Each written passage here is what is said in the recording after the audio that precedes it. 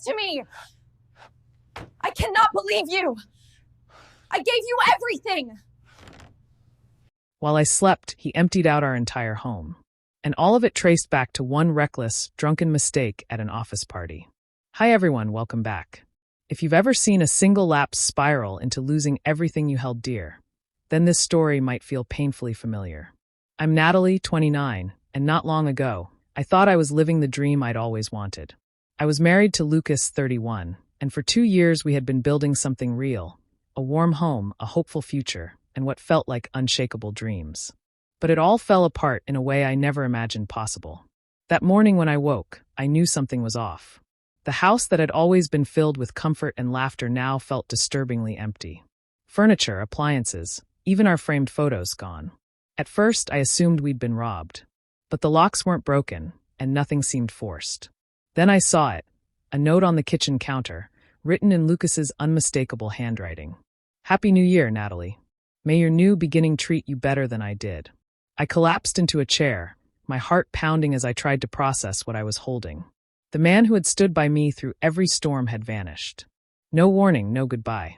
Let me take you back to where it all began. 3 years ago, I had just started an internship at a mid-sized consulting firm. That's where I first met Lucas. He was a project supervisor, sharp, well put together, and carrying that quiet confidence that draws people in.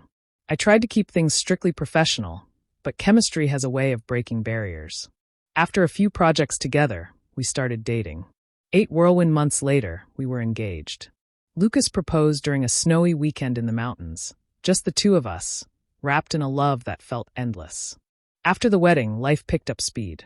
Lucas accepted an offer at a competing firm that nearly doubled his salary. We moved into a bigger house in the suburbs and began planning the future: kids, trips, renovations. My career was thriving too. I earned a promotion that brought more responsibility than I was ready for. Late nights, endless deadlines, and soon, wine became my way of coping. What started as a glass in the evening turned into finishing bottles. Lucas noticed. At first, he spoke gently. Later, his concern grew sharper.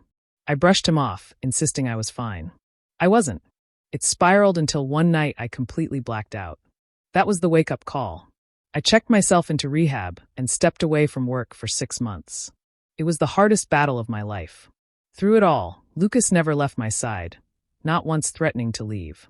That was the man I married. When I returned, I came under a new manager, Ethan Carter. Early 40s, full of energy, charming in a way that drew people in. Lucas disliked him immediately. He warned me Ethan was manipulative, told me to stay cautious. I dismissed it as jealousy. Ethan seemed competent and engaging.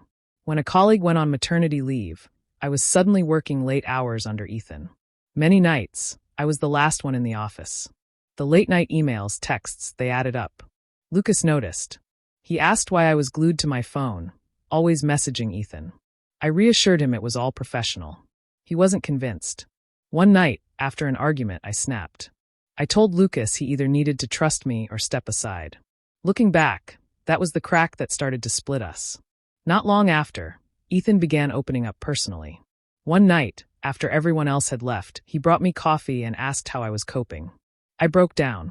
I told him how strained things had become with Lucas, the guilt I carried, the weight of pretending everything was fine. He just listened.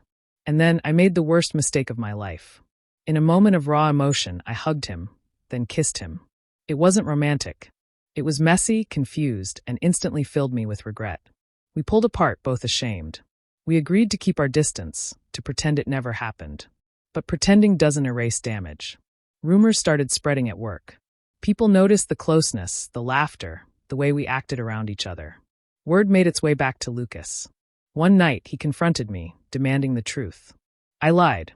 I told him it was nothing but gossip. I didn't admit to the kiss. I thought if I buried it deep enough, we could recover. By December, I was desperate to make things right. I cooked his favorite dinner, planned a quiet evening in, and promised I'd switch teams when the project ended. Lucas seemed to soften. We agreed that with the new year, we'd start fresh. Then came the company's New Year's Eve party. Ethan suggested Lucas join us, said it might help him feel more included. I agreed, hoping it would put everything to rest. That night, the drinks were flowing. I hadn't touched alcohol in over a year, but I told myself one glass wouldn't hurt. 1 turned into 5. Lucas was visibly upset. I brushed him off. "It's New Year's," I slurred, waving away his concern. I ended up sitting between him and Ethan. After that, everything blurs. When I woke up the next morning, the house was empty.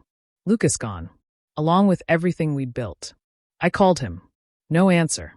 I read and reread his note, trying to make sense of what had happened. Still in a daze, I messaged Ethan and asked to meet. We sat at a cafe, and he filled in the missing pieces. That night, Lucas had tried to stop me from drinking more. I resisted. We argued loudly. At midnight, I toasted with Ethan, hugged him, and kissed him again. Only this time, it wasn't hidden. Lucas saw everything. And then he walked away.